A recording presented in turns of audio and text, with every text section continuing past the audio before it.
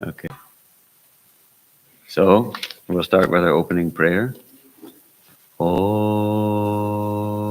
Tava Kathamritam Tapta Jivanam Kavibhiriritam Kalmashapaham Shravana Mangalam Shrimadatatam Bhuvigrinanti Ye Bhurida Janaha.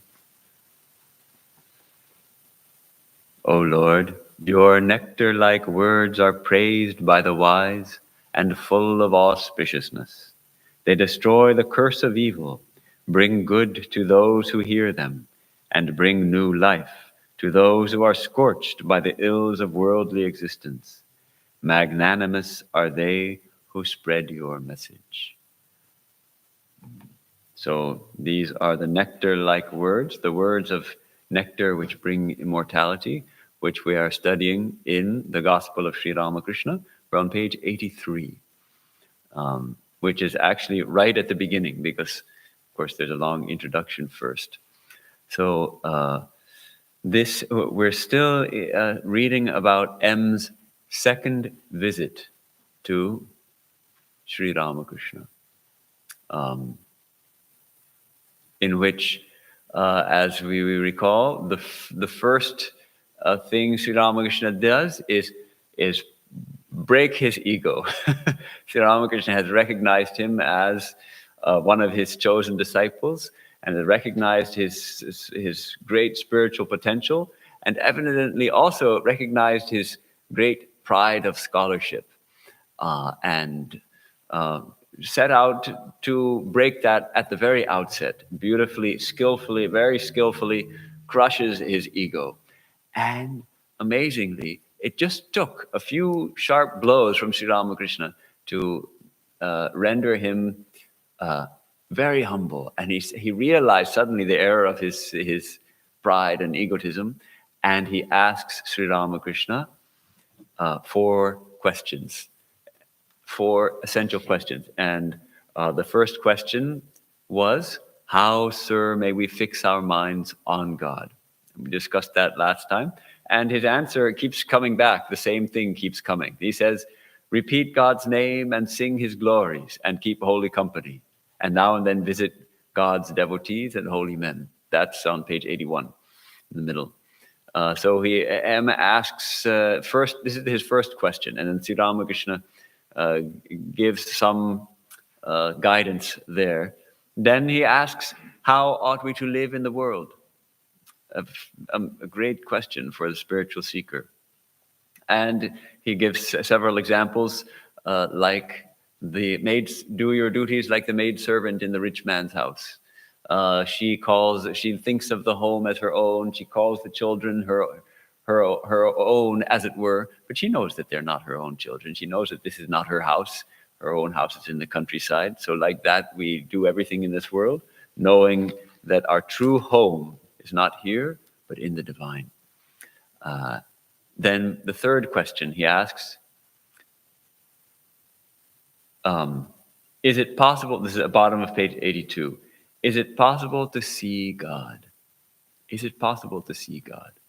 And Sri Ramakrishna categorically and without any hesitation answers, yes, certainly. Reminds us of when Narendra first came to Sri Ramakrishna, the first time he visited. He had been asking various spiritual teachers and holy people, have you seen God? And nobody could say that he had seen God. Devendranath Tagore, the great Bengali scholar and founder of the, or not founder, but leader of the Brahmo Samaj, he told him, you have the eyes of a yogi. So he recognized his spiritual potential, but he couldn't say that he had seen God. When he came to Sri Ramakrishna, he asked Sri Ramakrishna, have you seen God? Sri Ramakrishna answered immediately without any hesitation, yes, I see him more clearly than I see you in front of me, and as I see you in front of me, but much more intensely.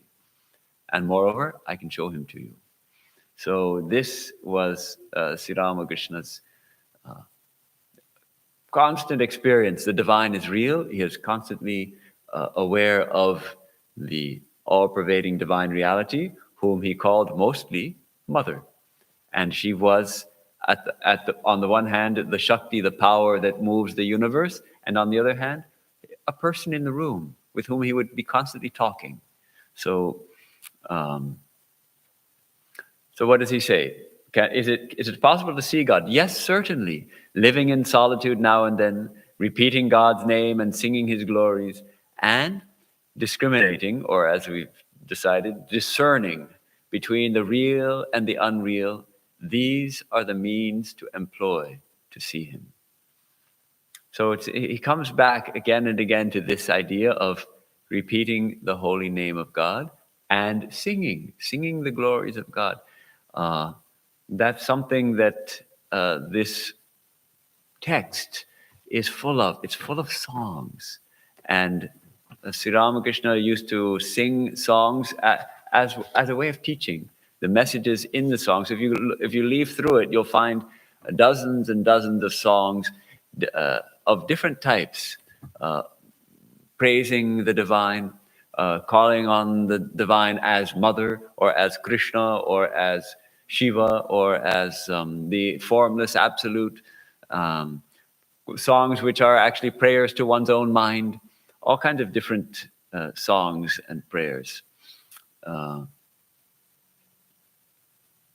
And then this fourth question, M asks, this reassurance he is God, it is possible. Then, well, how do you see him? Under what conditions does one see God? And Sri Ramakrishna says, cry to the Lord with an intensely yearning heart, and you will certainly see him. Then he gives this beautiful example. He gives this up frequently. He says, people shed a jug full of tears for wife and children, husband, family. They swim in tears for money, but who weeps for God? Cry to him with a real cry. So it's a kind of sobering, very sobering statement. People weep so much in this world. We weep a lot, but how many people actually weep for God? And it's not so easy. It's not so easy to weep for God. How do we weep for God? We have to feel a tremendous void. We have to feel, there was a beautiful talk given by one Swami in Trabuco, where I joined in probably 1998 or 1999. I don't remember much of the talk, but the title says it all. The title was Longing and Belonging. Longing and belonging. We long for that which we feel belongs to us. If you lose something that belongs to you, and it's precious to you, you'll spend a lot of time looking for it, wishing that you hadn't lost it, longing for it. Your children belong to you. If they go off to college, what mother will not long to see her children? Where they're halfway across the country in some college in New York or New Mexico, and the mother longs to see her children. They belong to her. If we can feel that God belongs to us, that we are God's own, and then yet look at our situation and find that, well, I'm not seeing God, I'm not finding God in my daily life, then we begin to long. We begin to long for him. So that was the idea behind that talk. I loved it, longing and belonging. The more we can feel that God belongs to us and that we belong to God, the more we can cultivate that yearning, that longing. And so how do we cultivate that? So that's it. We may feel a little bit of yearning, a little bit of spiritual enthusiasm. That has to be protected. That has to be cultivated. Like when you're starting a campfire, how many of you were in, say, Boy Scouts or something, and you learn how to start a campfire? You start with very small sticks, and you light the tiniest little fire.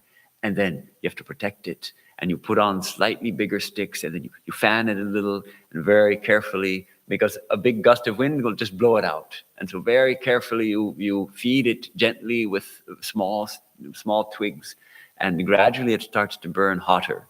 And then as it keeps getting hotter, you add bigger sticks. Finally, you put some big logs on it, and it becomes a roaring bonfire. Now, even if it rains, it won't go out. It's such a hot, roaring fire. Certainly the wind can't blow it out. But at the beginning, it was this tiny little embers. We just fanning them to get the fire started. So like that, the little longing that we have has to be protected from the wind of worldliness.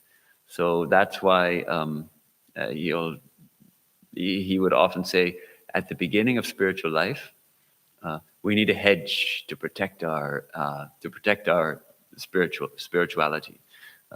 If we plant a tree, he uses the example of planting a tree. If you plant a tree, it becomes just a little sapling. You have to hedge it around, otherwise it'll get eaten by cows and goats and whatnot. So when it grows big and strong, you can tie an elephant to it.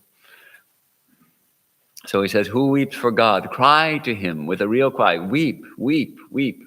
The master sang, cry to your mother Shyama with a real cry, O mind. And how can she hold herself from you?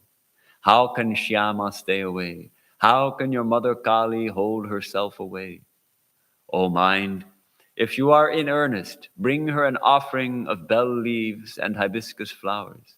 Lay at her feet your offering, and with it mingle the fragrant sandal paste of love. Okay, the reference here is to puja. Mother Shyama means Mother Kali, the dark one, Mother Shyama. Krishna is called Shyam, and Kali is called Shyama, so it can be confusing. In puja, we offer exactly this, bell leaves and hibiscus flowers, especially to Mother Kali, and we put sandal paste on them. For Mother, red sandal paste, which is nothing but, I think you most of you know, it's a piece of sandalwood which is rubbed against a stone and add a little water, and it makes a paste, a fragrant paste, which is very attractive somehow. It is fragrant and it's cooling, and so the tradition is to touch the flowers and the leaves with the sandal paste and lay them at the altar or in the worship, the external worship done in the temple. And so here the singer is suggesting, lay your what sandal paste do we use? Not the physical sandal paste, but the sandal paste of love.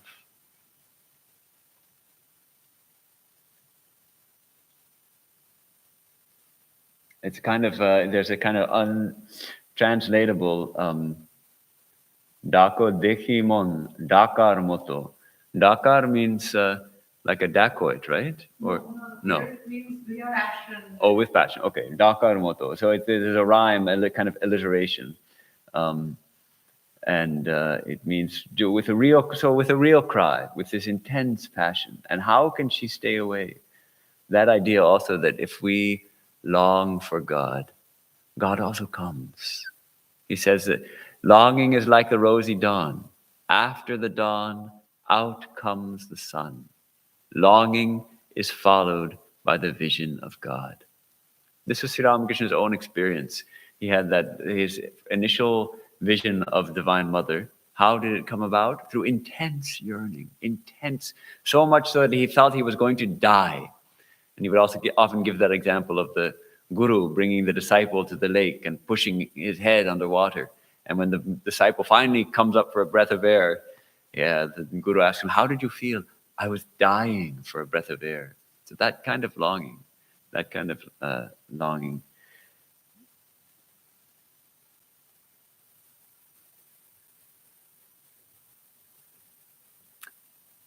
God reveals himself to a devotee who feels drawn to him by the combined force of these three attractions. The attraction of worldly possessions for the worldly man, the child's attraction for its mother, and the husband's attraction for the chaste wife. If one feels drawn to him by the combined force of these three attractions, then through it one can attain him. The point is to love God, even as the mother loves her child, the chaste wife her husband, and the worldly man his wealth. Add together these three forces of love, these three powers of attraction, and give it all to God. Then you will certainly see him. So it's beautiful. It's really beautiful. He brings this example often to suggest how is that intense attraction that we need to feel. If we want to make spiritual progress in spiritual life, we have to want it. We have to want to see God. Can we feel that lack in our lives? Can we feel that no matter how many how big our bank balance is and how nice our house is and how many loving family members we have, it's not enough. There's an emptiness. We want God. So that when we feel that kind of attraction, we bring all those attractions that we ordinarily have for all the things in our life, and rather redirect it all to the divine. Then the vision of God is not far to seek. And then it is necessary to pray to him with a longing heart. This is our subject tomorrow. Because Sri Ramakrishna's gospel here is full of encouragement to pray. He's constantly telling devotees, pray. And yet most of us, we don't, when we in our Vedanta teachings, the talks and the classes, we don't talk much about prayer. We talk much more about philosophy, Vedanta philosophy, about other aspects of spiritual life, and about meditation. Meditation is given a lot of emphasis. But actually, Sri Ramakrishna doesn't say at the outset, meditate.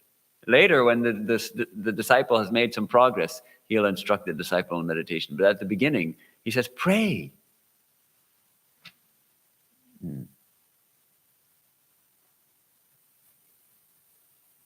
And this is the important thing about how he tells it, because it's not just pray. The translation is pray, and it's not a bad translation. But the word he uses is not prarthana, which is the Sanskrit word for prayer, Bengali word also, isn't it? The prarthana, which means prayer. When we think of, oh Lord, help me, that kind of thing. This is daka. You have to call on the Lord. Bakul hoye tanke daka chai.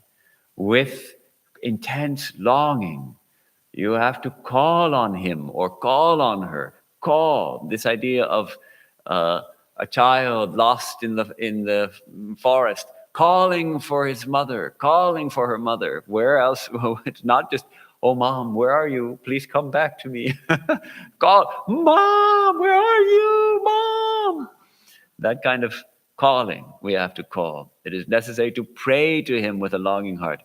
The kitten knows only how to call its mother, crying meow, meow. It remains satisfied wherever its mother puts it. And the mother cat puts the kitten sometimes in the kitchen, sometimes on the floor, and sometimes on the bed. When it suffers, it cries only meow, meow. That's all it knows.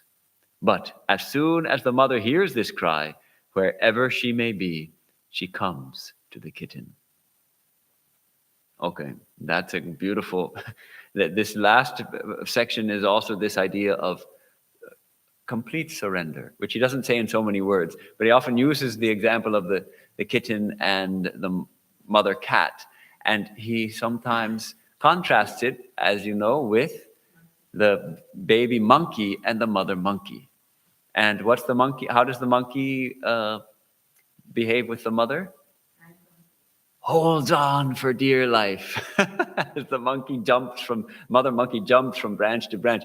And it's amazing. I've seen it in Mayavati, in the mountains, these langurs, these gray, black-faced monkeys with the long tails. They're beautiful animals. And with very expressive faces and beautiful eyes. And this 30, 50, 60 feet up in the tall trees, they're jumping from one tree to another with this just big, if they miss, it's a long way down, and they're jumping from tree to tree. And you'll see the mother monkeys, the little baby monkey is grabbing onto her fur, holding on for dear life. You better believe it. Underneath, sort of on her belly. And so that's the attitude of holding on to God, holding on with all our might. But the kitten's attitude is it can't hold on to the mother. It only surrenders utterly and waits for the mother to come. And the mother will come and pick it up by the scruff of the neck and carry it to another place. And the kitten will accept wherever the mother puts it. It won't. So that idea of developing surrender, which comes through this kind of intense prayer.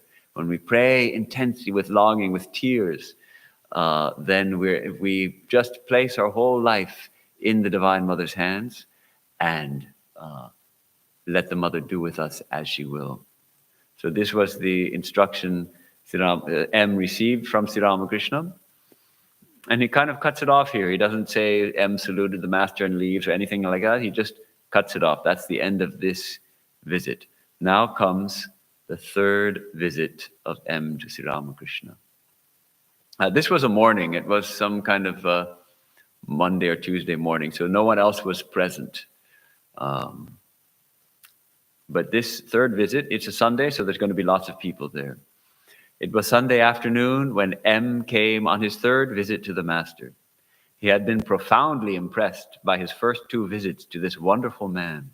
He had been thinking of the Master constantly and of the utterly simple way he explained the deep truths of the spiritual life.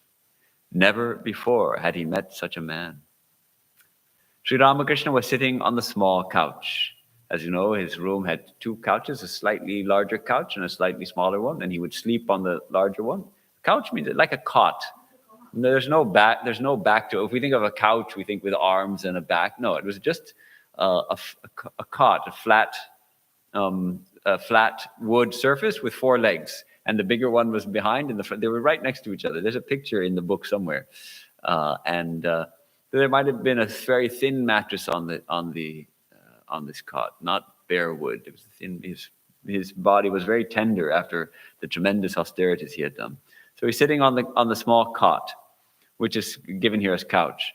The room was filled with devotees who had taken advantage of the holiday to come to see the Master. Holiday means Sunday. In India, I found that, unlike America, where you have 2 days off, Saturday and Sunday, it's just Sunday, 1 day a week holiday. Brutal. Japan is also like that. There's a footnote here, which is, let's just read it. The word devotee is generally used in the text to denote one devoted to God, a worshipper of the personal God, or a follower of the path of love. A devotee of Sri Ramakrishna is one who is devoted to Sri Ramakrishna and follows his teachings. I guess it seems obvious now, but probably in 1941, Swami Nikhilananda felt this explanation was necessary. Oh, the word disciple. Oh, I didn't even notice that. The word disciple, when used in connection with Sri Ramakrishna, refers to one who had been initiated into spiritual life by Sri Ramakrishna and who regarded him as his guru. All right. So the room is full of people. M had not yet become acquainted with any of them. So he took his seat in a corner. The Master smiled as he talked with the devotees. He addressed his words particularly to a young man of 19 named Narendra, of course, to be known in the future as Swami Vivekananda, who was a college student and frequented the Sadharan Brahmo Samaj. His eyes were bright, his words were full of spirit, and he had the look of a lover of God. Let's see, the Brahmo Samaj was founded by Ram Mohan Roy, and then was led by Devendranath Tagore, and then there were others, Shivanath Shastri, but Keshav Sen became the main leader, and then Keshav Sen managed to offend some of the others, and so they split into two, and one became the Sadharan Brahmo Samaj, I think, was the split that split off from Keshav's organization, and Keshav began calling his the Navavidhan, the new dispensation. So Sadharan means the general or regular Brahmo Samaj. So they had a quarrel and then they split. How often it happens, unfortunately. I don't know if it was during that time or after that. He was, very much against child marriage. Right. Keshav Sen had forbidden. There was a rule: no child marriage.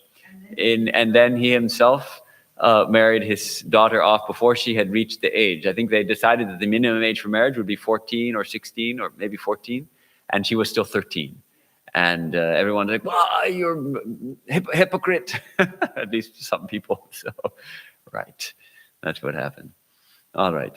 So they're talking. Sri Ramakrishna and Narendra are talking. M guessed that the conversation was about worldly people who look down on those who aspire to spiritual things. The master was talking about the great number of such people in the world and about how to deal with them. Master to Narendra, how do you feel about it? Worldly people say all kinds of things about the spiritually minded. But look here, when an elephant moves along the street, any number of curs and other small animals may bark and cry after it. But the elephant doesn't even look back at them. If people speak ill of you, what will you think of them? Then I shall think that dogs are barking at me. Sri Ramakrishna smiling. Oh no, you mustn't go that far, my child. God dwells in all beings. But you may be intimate only with good people. You must keep away from the evil-minded. God is even in the tiger, but you cannot embrace the tiger on that account. There's laughter. You may say, why run away from a tiger, which is also a manifestation of God? The answer to that is, those who tell you to run away are also manifestations of God. And why shouldn't you listen to them? We talked about this the other day also. Once we're established in spiritual life and everybody understands that we've gone off our rocker and become mad for God, that's not too much problem. But when we first get interested, there's a lot of pushback from family and oh, you've become spiritual now. You're too spiritual for us. You don't want to come with us to the football game or to the bar because you're so spiritual now. Oh, so these kind of comments come, and we find that generally at a certain point, the old friendships they fall away, and we make new friendships with spiritually minded people. And it happens to everybody. And we may sometimes grieve a little bit. Some close friends, we were good, really bosom buddies with somebody, but they just don't have spiritual inclinations. And the more interested we become, the less we're interested in just the same old, going to a movie, going to a restaurant, going to a party, going to a concert, going to a game, doing our work. The work becomes a kind of, you're just doing time in the prison of work. So we get a little money so we can enjoy on the weekends. Life just becomes chasing a little enjoyment here and there. And what a tedium, for those who have tasted a little spirituality, those who have heard the call of the divine, can no longer walk on those old, boring, deadly paths, those just dreadful paths. So we have to turn away. So people are going to criticize, no doubt about it. Criticize. You mean what? When the children? The children aren't spiritually minded, and they're like, "Oh, Dad, you've become all spiritual. What's wrong with you?" Right? Yeah, we still have to raise our children. We still love our children, so we don't separate from our children. True, it takes some time. I would think that at a certain point they come to understand that mom has become a little bit of a religious nut. And then, okay, well, they'll find out one day, most likely, or maybe not. Some people do, some people don't. They never get much interest. But actually, it will help them to get a little taste of spirituality from their mom or their dad. And actually, it's the grandchildren. See, children actually traditionally in Indian culture. Children would learn of spirituality from whom? From their grandparents, not from their parents. Parents are still too young, actually, to have developed that much spiritually. They learn from their grandparents mostly. And I think all of us can think of our grandparents. Most people have, if they got a chance to know their grandparents, can say that at least there was one or two of them who had a great affection for us and were like mentors to us and gave us something special that our parents couldn't give. And that's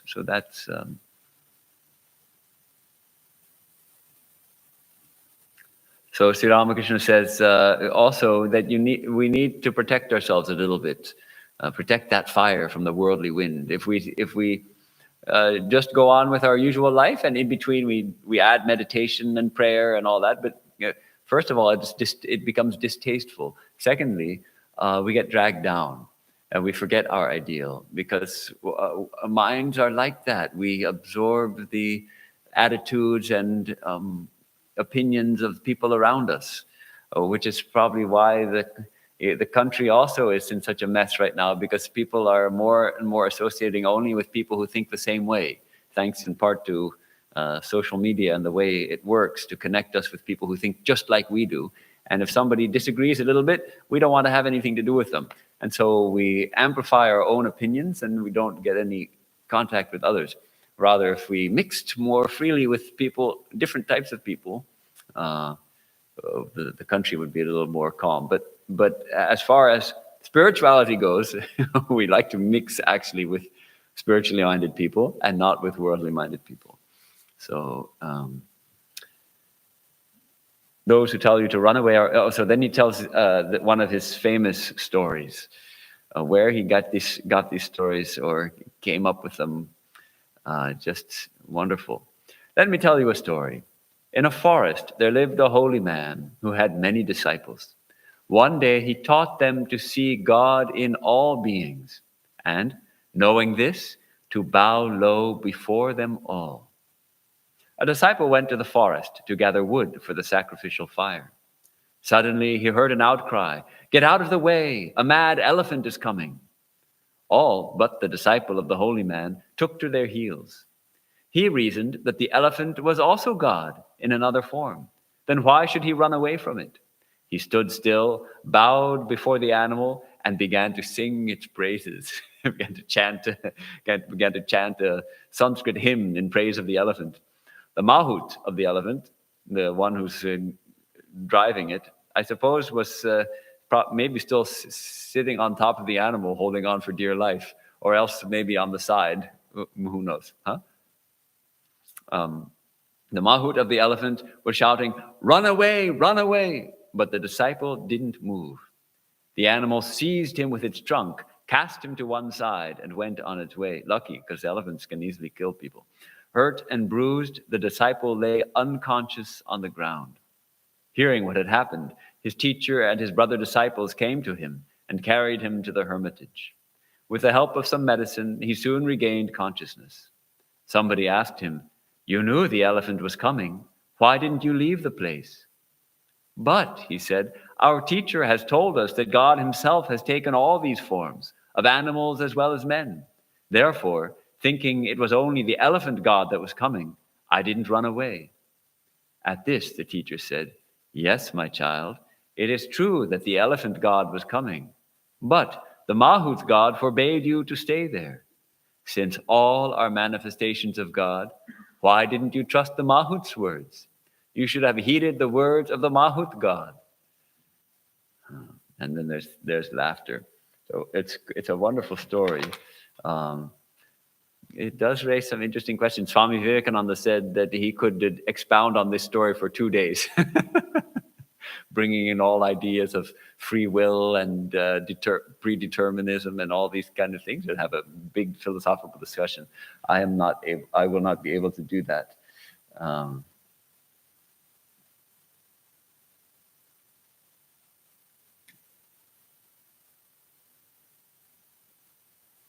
The term he uses, the Mahout Narayan, the God in the form of the Mahout.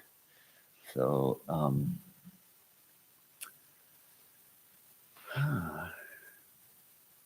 Yes, he'll go on to explain it a little further. It is said in the scriptures that water is a form of God, but some water is fit to be used for worship, some water for washing the face, and some only for washing plates or dirty linen. This last sort cannot be used for drinking or for a holy purpose. In like manner, God undoubtedly dwells in the hearts of all, holy and unholy, righteous and unrighteous. But a person should not have dealings with the unholy, the wicked, the impure. He must not be intimate with them. With some of them he may exchange words, but with others he shouldn't go even that far. He should keep aloof from such people. Okay. I remember being told by someone, well, you should mix with the people who are worldly. They need to be lifted up. You go. Why not go to the movies and lift everybody up by your spirituality? Huh?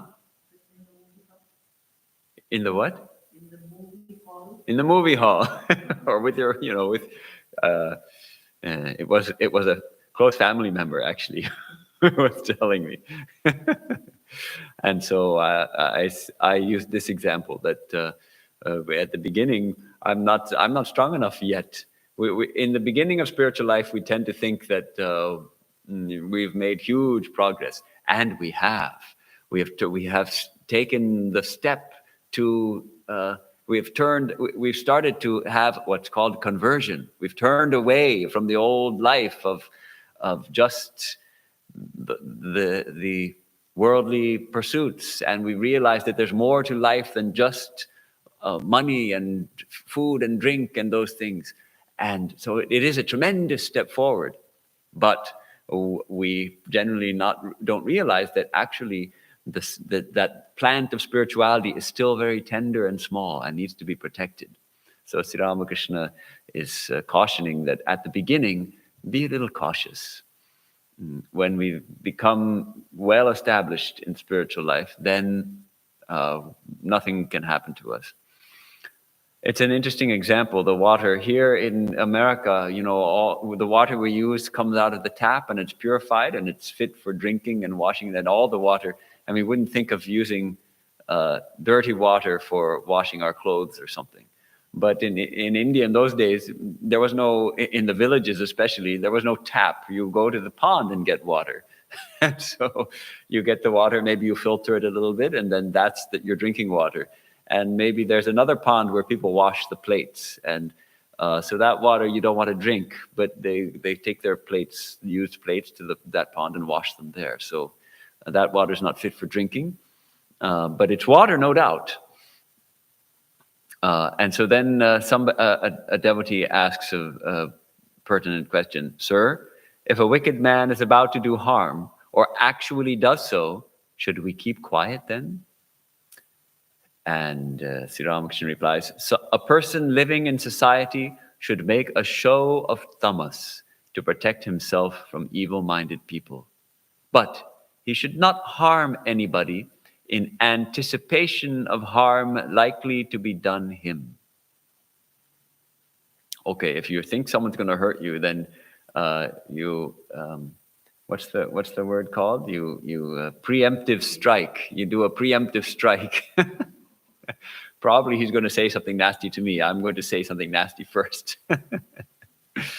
Okay, a show of tamas means a show of wickedness or anger or something. And of course, now he's going to tell his famous story of the hissing, hiss and don't bite. A beautiful story. This third visit, Sri Ramakrishna is giving everything practically. Listen to a story. Some cowherd boys used to tend their cows in a meadow where a terrible poisonous snake lived. Everyone was on the alert for fear of it.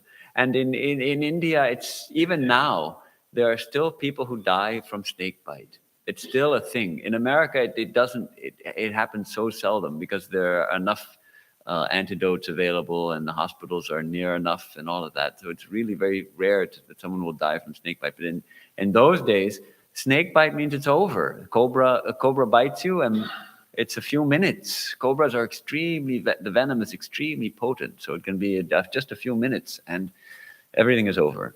So a poisonous snake like that would be really a serious thing. So a terrible poisonous snake lived in the meadow. Everyone was on the alert for fear of it. One day, a brahmachari was going along the meadow. The boys ran to him and said, "Revered sir, please don't go that way. A venomous snake lives over there." "What of it, my good children?" said the brahmachari. "I am not afraid of the snake. I know some mantras." So saying, he continued on his way along the meadow.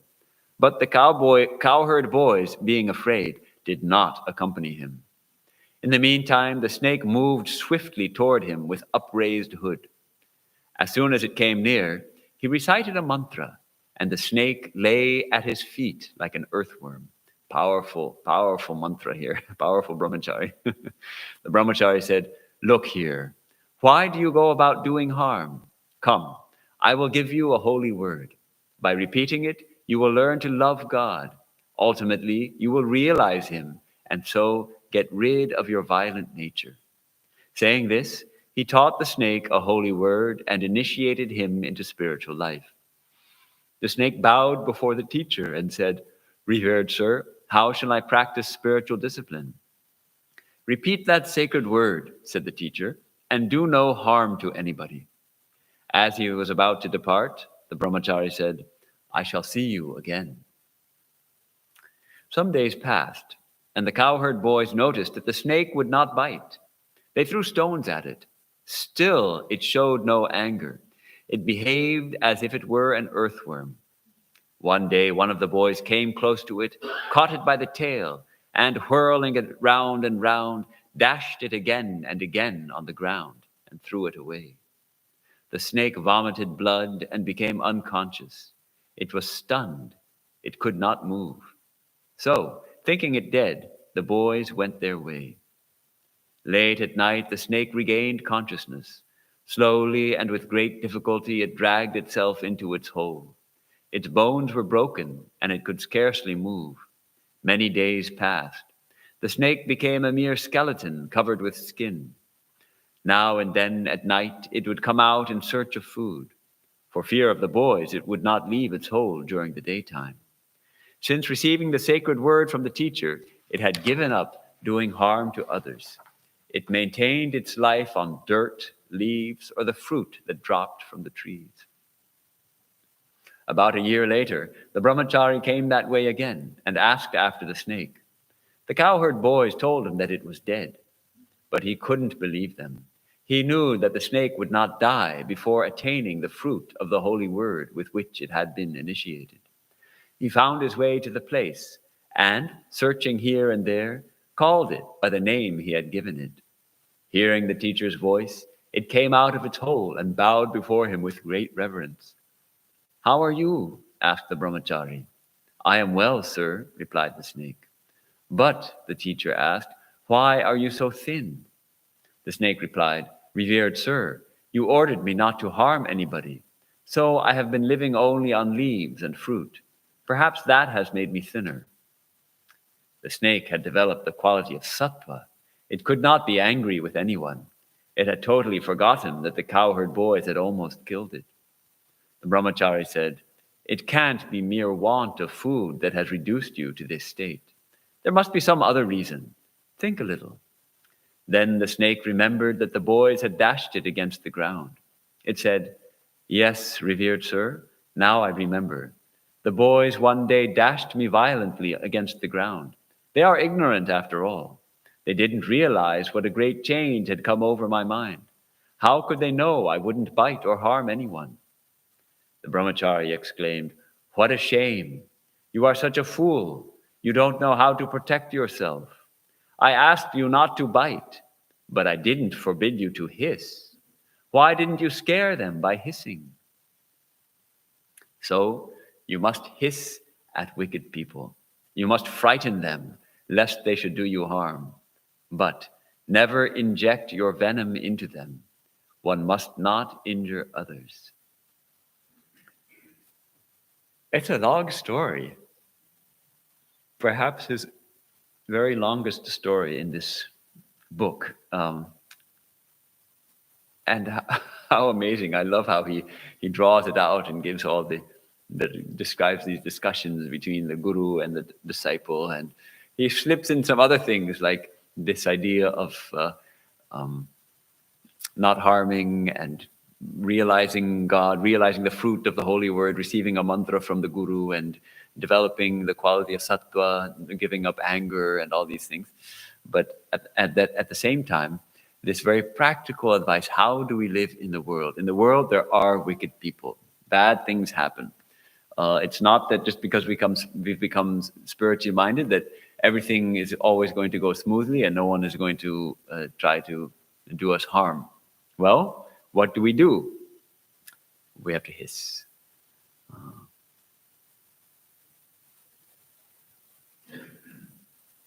And yet not harm them. So it may be a fine line sometimes. How much is hissing harming someone, or how much? When does hissing become actually harming?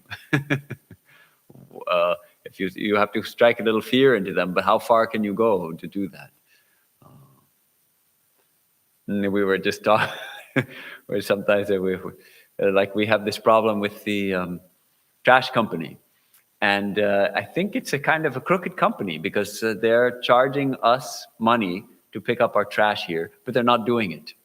And they have a very sneaky contract where you have to cancel the contract a month ahead of the time that it expires, or else it will automatically roll over. And if right before that you say, I want to cancel it, no, the contract says you have to cancel it a month before and in writing. You have to send us a paper letter in writing 1 month before, or else it's just going to keep going. And so they're charging us, and they were pulling the money out of the bank account. And yet there's no trash pickup. The local trash pickup stopped, and they're still charging us. And we try to write letters, everything, nothing's working. So finally, we've been able to stop the automatic withdrawal from the bank account. And now we're planning to hiss, taking the advice of a lawyer to write one of those nasty letters that suggests that if they don't straighten this out, they're going to see us in court. Of course, they also have lawyers, and so they might send an equally nasty letter right back. They might send a nastier letter right back. But we're going to hiss a little and see what happens.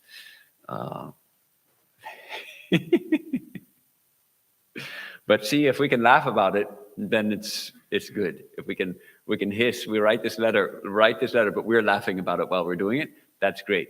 If we're really angry and writing the letter, then we may be hissing, but we're also hurting ourselves by anger and this negative energy. We can hurt ourselves. Not only must we not hurt them, we must also not hurt ourselves while hissing. It's definitely a delicate matter how to hiss without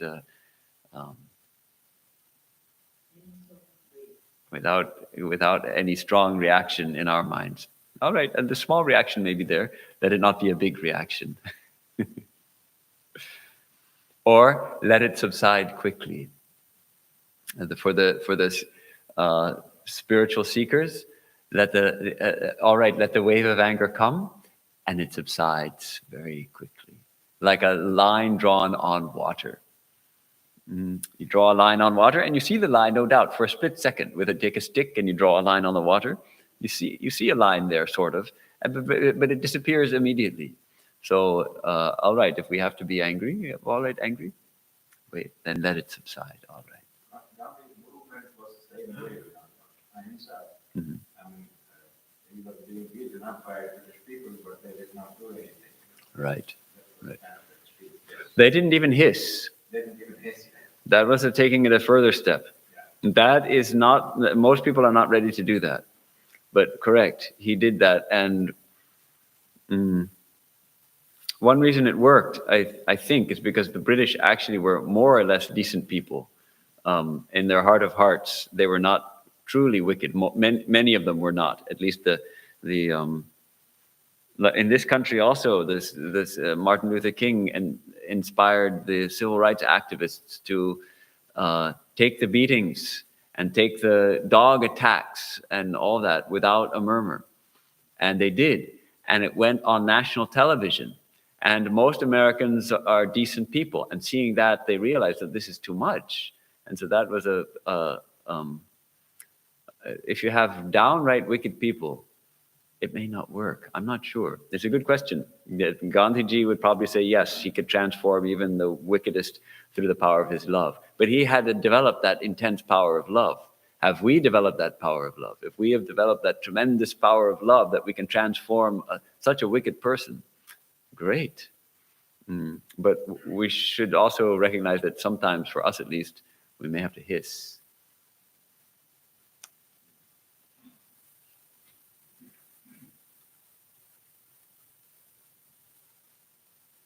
He's going to go on describing these the different kinds of people in this world. In this creation of God, there is a variety of things: men, animals, trees, plants.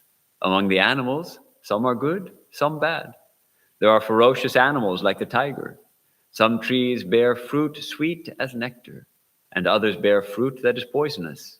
Likewise, among human beings, there are the good and the wicked, the holy and the unholy. There are some who are devoted to God and others who are attached to the world. I would just like to put in a little word of defense for tigers. It's a common idea that they're ferocious animals and they eat human beings, and they have been known to eat human beings, but certainly in the villages of Bengal, no one would have ever realized, but tigers will not eat human beings unless there's no other option. So the man-eaters, without exception, they are either old and decrepit or have been injured and can no longer hunt their usual prey. So they're not generally man-eaters. And the books of Jim Corbett are worthwhile reading about tigers. And he was also a great lover of India, a very compassionate man. Huh? Right. And if you read those stories of him hunting the man-eaters, and then you go walk in the hills, you'll get frightened. Terrifying, thrilling, absolutely thrilling stories of hunting man-eating tigers.